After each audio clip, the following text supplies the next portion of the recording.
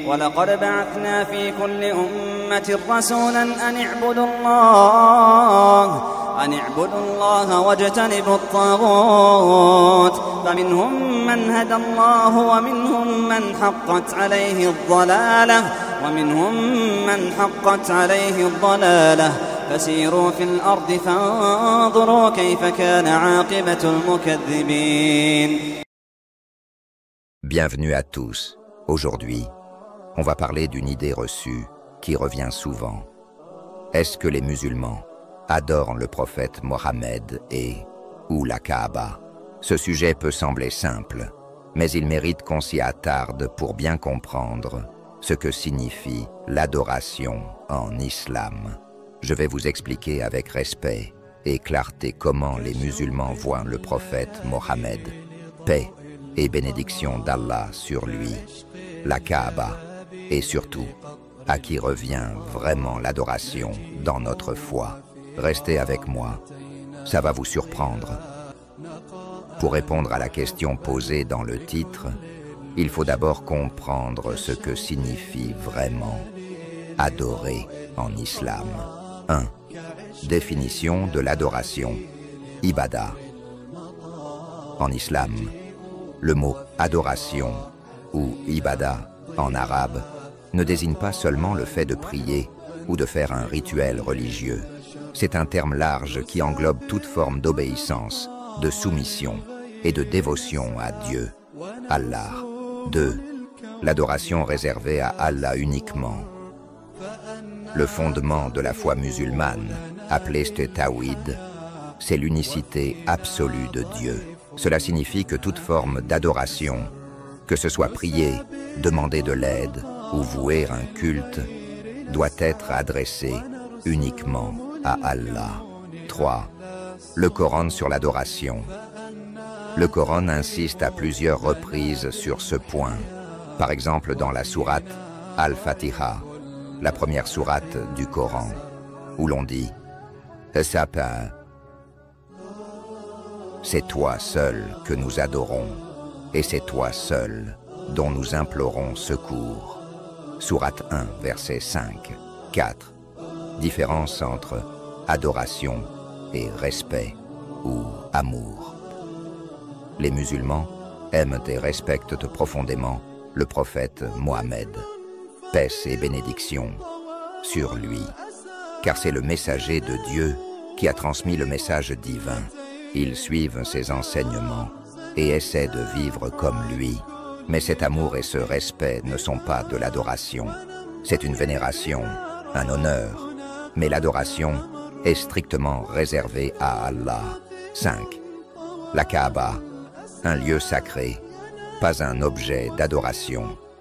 La Kaaba, située à la Mecque, est la maison sacrée vers laquelle les musulmans se tournent pour prier. C'est un symbole d'unité et de direction dans la prière. Cependant, les musulmans ne croient pas que la Kaaba soit divine ou qu'elle mérite d'être adorée. C'est un point souvent mal compris par les non-musulmans. Maintenant qu'on a clarifié ce que signifie l'adoration et à qui elle est due en islam, parlons du prophète Mohammed. Quelle est sa vraie place dans la foi musulmane? Est-ce que le respect immense qu'on lui porte s'approche de l'adoration? 1. Un homme, pas une divinité. Les musulmans croient que le prophète Mohammed, paix et bénédiction d'Allah sur lui, est le dernier des prophètes envoyés par notre Créateur. Il est un serviteur du Très-Haut, un modèle à suivre, mais en aucun cas une figure divine. Il n'est pas adoré, invoqué comme un dieu, ni mis sur un piédestal divin. Il est respecté en tant qu'homme exceptionnel, mais humain.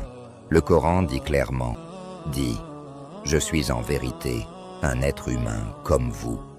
Il m'a été révélé que votre Dieu est un Dieu unique. » Sourate 18, verset 110. 2. Pourquoi les musulmans l'aiment autant? Parce qu'il a transmis le message de notre Seigneur fidèlement, parce qu'il a vécu ce qu'il prêchait, patience, justice, miséricorde, droiture, parce qu'il a beaucoup souffert pour transmettre l'islam, parce que Allah lui-même nous demande de l'honorer et de lui envoyer des bénédictions. Salawat, c'est comme aimer un guide, un héros, un modèle, mais sans jamais le confondre avec le Seigneur de l'univers. 3. L'amour du prophète est un acte de foi, mais aimer le prophète, paix et bénédiction sur lui, est une forme de foi, mais pas une forme d'adoration. Exemple, on dit souvent que pour un musulman, le prophète doit être aimé plus que soi-même, mais cet amour reste un amour d'obéissance et de reconnaissance, pas de culte. Hadith. Aucun de vous ne sera vraiment croyant tant que je ne serai pas plus aimé de lui que son père, son enfant et tous les gens. Bukhari Muslim. Mais cet amour est lié à son rôle de guide et messager d'Allah, pas à une nature divine qu'il n'a pas. 4. Des gestes de respect, mais jamais de culte. On dit paix et bénédiction sur lui, sallallahu alayhi wa sallam, après avoir mentionné son nom. On suit sa sunna, ses enseignements et pratiques. On l'évoque avec honneur, mais on ne prie pas vers lui. On ne lui demande rien directement et on n'implore que le Créateur seul. Donc non, les musulmans n'adorent pas le prophète Mohammed. Paix et bénédiction d'Allah sur lui. Ils l'aiment, ils le respectent, ils le prennent comme exemple, mais toute leur adoration est réservée à Allah seul. Ensuite, pour parler de la Kaaba qui est située à la Mecque, est-elle adorée également? Pourquoi les musulmans s'y prosternent-ils? Après avoir parlé du prophète Mohammed et clarifié qu'il n'est pas adoré, intéressons-nous maintenant à un autre symbole très fort de l'islam, la Kaaba. Pourquoi les musulmans se tournent-ils vers elle pour prier? Est-ce qu'ils l'adorent? 1. Qu'est-ce que la Kaaba? La Kaaba est un bâtiment cubique situé à la Mecque, dans la mosquée sacrée, Al-Masjid al-Haram. C'est le lieu le plus sacré de l'islam. Mais attention, les musulmans ne prient pas à la Kaaba. Ils prient en direction de la Kaaba. C'est une qibla, une direction commune pour l'unité, pas un objet d'adoration. 2. Pourquoi cette direction? Avant, les premiers musulmans priaient vers Jérusalem. Puis, une révélation a ordonné de se tourner vers la Kaaba. Cela marque une continuité avec le message d'Abraham, Ibrahim, car la Kaaba a été reconstruite par Abraham et son fils Ismaël. Paix et bénédiction sur eux. Verset du Coran. Tourne donc ton visage vers la mosquée sacrée, la Kaaba. Où que vous soyez, tournez-y vos visages. Sourate 2, verset 144. Donc la Kaaba est un symbole d'unité. 2 milliards de musulmans dans le monde prient vers un seul point, mais ils n'adorent pas ce point. 3. Mais alors, pourquoi les gens tournent autour pendant le pèlerinage? Lors du Hajj, pèlerinage, les musulmans font le tawaf, c'est-à-dire qu'ils tournent autour de la Kaaba. Ce rituel vient du prophète Abraham et c'est un acte d'obéissance à Dieu. Il ne s'agit pas d'adorer la Kaaba, c'est un symbole d'humilité, de mouvement autour du centre de la foi, mais pas une vénération de l'objet lui-même. 4. Même les compagnons du prophète l'ont dit clairement. Le calife Omar ibn al-Khattab, radiyallahu anhu, a dit en parlant de la pierre noire dans la Kaaba: « Je sais que tu n'es qu'une pierre, tu ne peux ni nuire ni profiter. Si je n'avais pas vu le prophète t'embrasser, je ne l'aurais pas fait. » Cela montre que les symboles ne sont pas divinisés. Les musulmans suivent des gestes symboliques, mais leur cœur et leur adoration sont tournés uniquement vers Allah. 5 comparaisons simples. Quand un soldat salue un drapeau, il ne l'adore pas. Il respecte ce qu'il représente. De la même manière, les musulmans respectent la Kaaba parce qu'elle représente l'unité et l'obéissance à Allah, pas parce qu'elle est une divinité.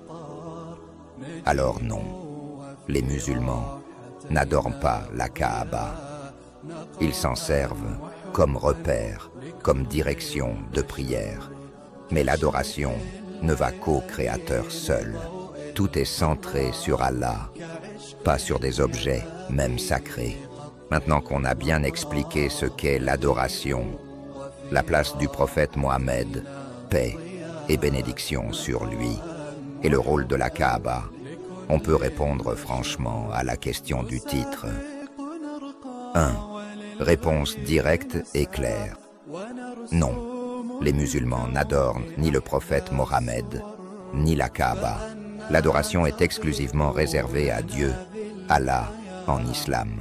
Le prophète est un modèle aimé et respecté, mais pas une divinité. La Kaaba est un repère sacré, pas un objet d'adoration. 2. Pourquoi cette confusion existe-t-elle? Parce que vu de l'extérieur, certaines pratiques, ou comme prier vers la Kaaba, parler souvent du prophète, faire le pèlerinage, peuvent sembler similaires à des formes d'adoration. Mais c'est une erreur de perspective. Il faut toujours comprendre une fois de l'intérieur, pas uniquement avec des impressions extérieures. 3. Petit rappel universel. Beaucoup de religions ont des symboles, des gestes, des lieux sacrés. Ce n'est pas forcément de l'idolâtrie. Tout dépend de l'intention et de la croyance derrière ces actes. 4. Dernier message. L'islam enseigne l'adoration d'un Dieu unique, sans intermédiaire. Aimer le prophète, paix et bénédiction d'Allah sur lui. Respecter la Kaaba, suivre les rites. Tout cela est un moyen de se rapprocher du Tout-Puissant, pas de le remplacer. Si cette vidéo vous a aidé à comprendre cette nuance, alors partagez-la, parce que ce genre de confusion est très répandu. Et on a besoin de plus de dialogue sincère et posé entre croyants et non-croyants. Merci de votre attention. Likez et abonnez-vous si vous avez aimé. À bientôt.